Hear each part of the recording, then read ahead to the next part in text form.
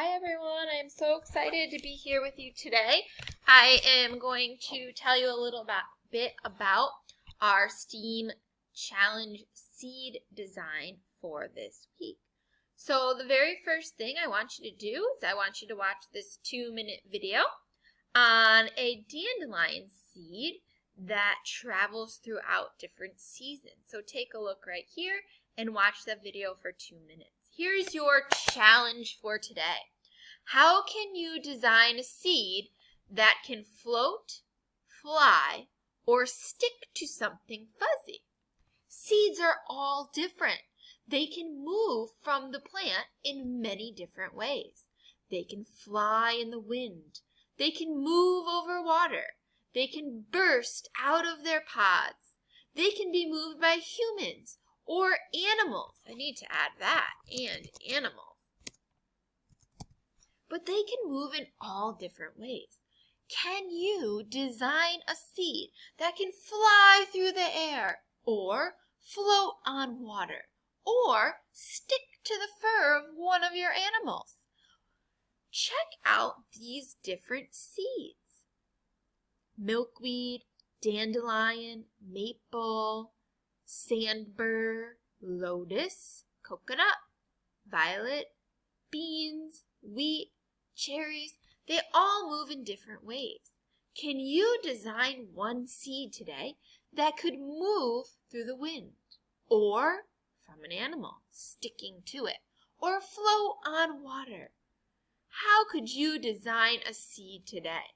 So the materials in your house are going to be your friends. Look for a straw or a piece of paper or a paper clip or cardboard or string or any toy that you might have that reminds you of a seed. You could use index cards, rubber bands, scissors, glue, Velcro, recycled cereal boxes or cracker boxes. Your first step is to choose the type of seed that you want to make. Maybe I would like to make the dandelion that flies through the air.